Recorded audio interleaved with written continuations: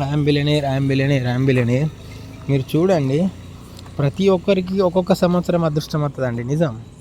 కొంతమంది సినిమాలు ఫ్లాప్ అవుతాయి, కొంతమంది హిట్ అవుతాయి. ఎట్లా ఆ ఇయర్ ఏమో బిగ్గెస్ట్ బ్లాక్ బస్టరు, ఆ ఇయర్కి వచ్చేసేమో ఫ్లాప్ అవుతున్నాయి. ఇప్పుడు రీసెంట్లీ మీరు చూస్తే చాలా సినిమాలు కొన్ని బ్లాక్ బస్టర్ హిట్ అయినాయి, కొన్ని ఫ్లాప్ అయినాయి. పేర్లు చెప్తలేమో, మీరు చూడండి. అదే సర్టన్ ఏజ్లో ఆ టైం పీరియడ్లో ఫ్లాప్లు వచ్చినాయి. అది డిపెండింగ్ ఆన్ మన హీరో గారి ఇయర్ మీద డిపెండ్ అయి ఉంటుందండి. అందరికీ కంటిన్యూ హిట్లు రావు కదండి.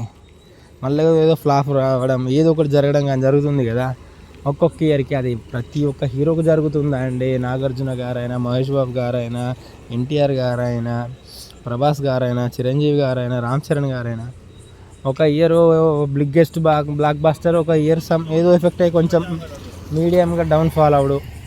ఇట్లా ప్రతి ఒక్కరికి జరుగుతుంది. ఎందుకు జరుగుతుందో కొంచెం ఆలోచించారా?